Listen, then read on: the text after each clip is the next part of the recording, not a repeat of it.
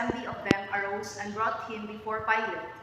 They brought him charges against him, saying, "We found this man misleading our people.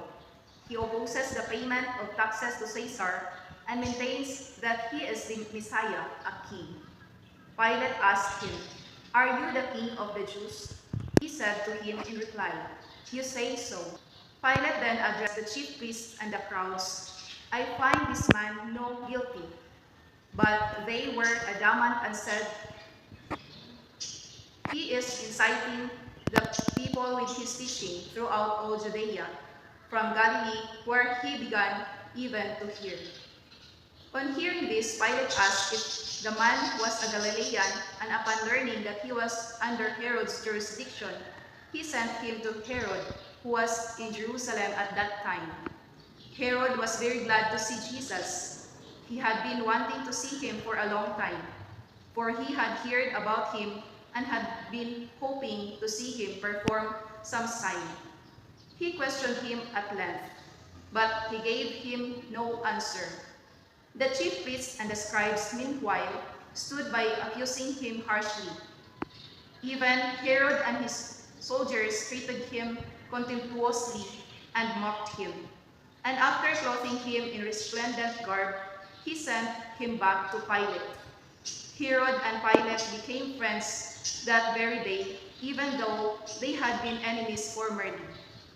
Pilate then summoned the chief priests, the rulers, and the people, and said to them, "You brought this man to me and accused him for inciting the people to revolt. I have conducted my investigation in your presence and have not found this man guilty of the charges you have brought against him.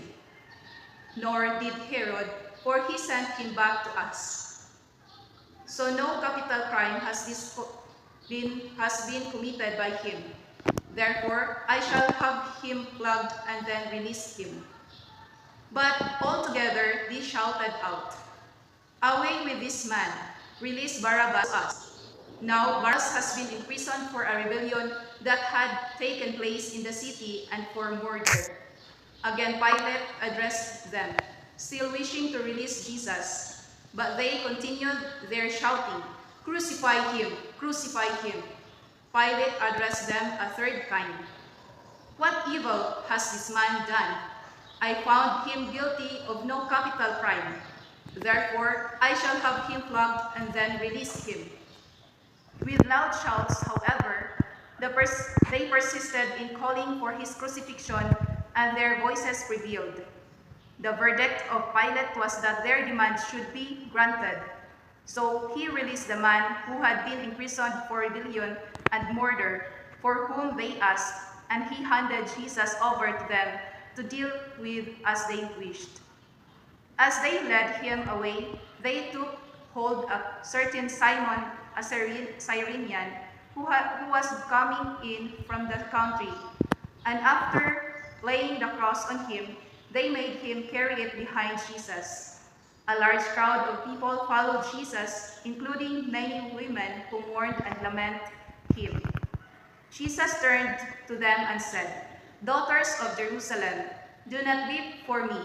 Weep instead for yourselves and for your children. For indeed, the days are coming when people say, 'Blessed are the barren, the wombs that never bore, and the breasts that never nursed.'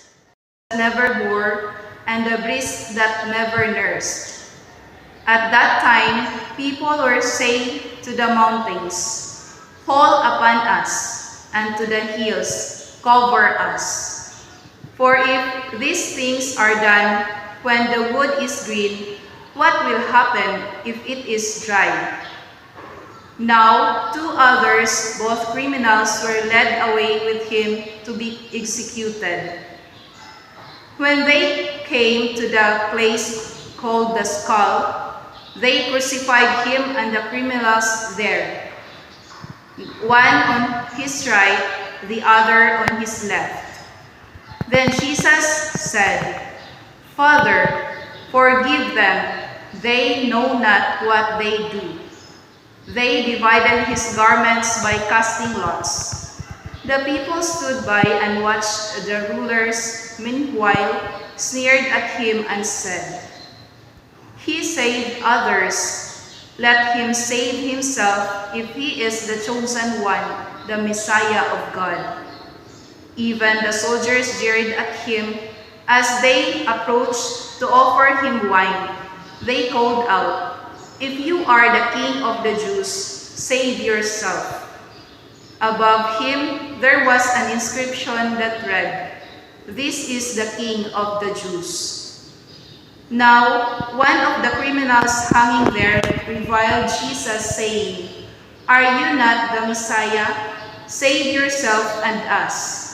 The other, however, rebuking him, said in reply, "Have you no fear of God, for you are subject to the same condemnation?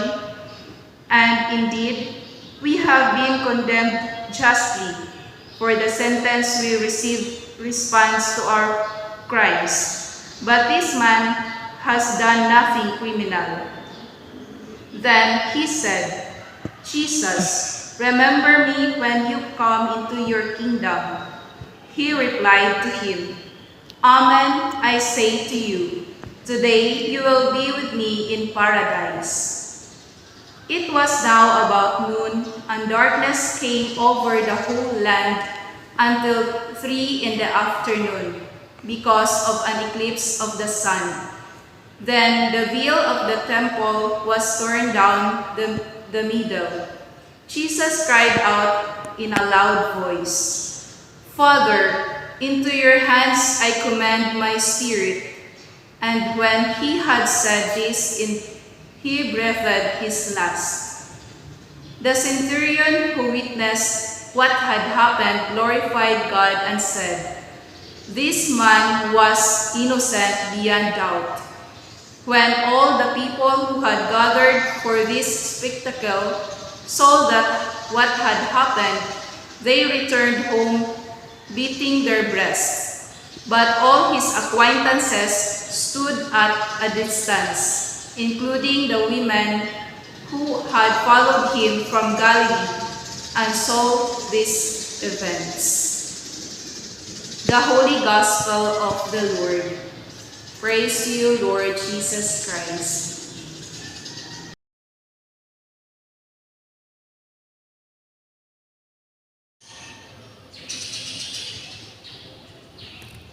Come, Holy Spirit, inflame us with the fire of your divine love. Palm Sunday is the beginning of the climax of the Lenten season.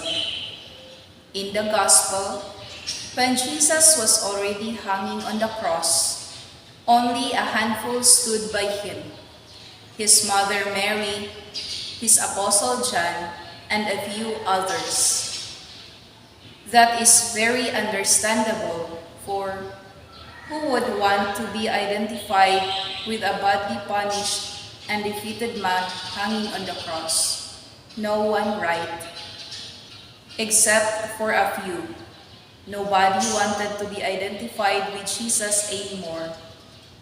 So, unlike when Jesus was still performing miracles and healings, everybody wanted to be identified with him. However, amidst the desertion of Jesus' followers, there was another man who suddenly had the enlightenment to follow Jesus all the way to paradise. He was the criminal hanging on the cross with Jesus. What was the key to the criminal's sudden salvation? He humbly asked Jesus to remember him when he is already in his kingdom. The criminal's humility was the key to his salvation. What does this gospel episode tell us? We still have hope. We hope been betraying Jesus through our countless sins. We too can go to that same paradise no matter how grave the sins that we have committed, provided we humble ourselves before the Lord.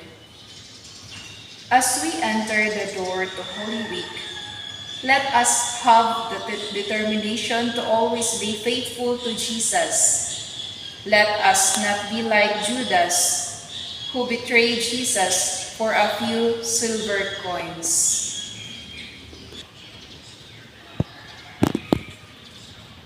Let us not be like the crowd who left Jesus because he was not doing miracles anymore.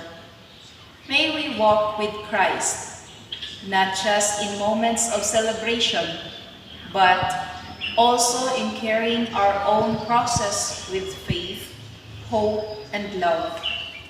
Let us prepare our hearts to journey with him through his passion, leading to the joy of Easter. God bless us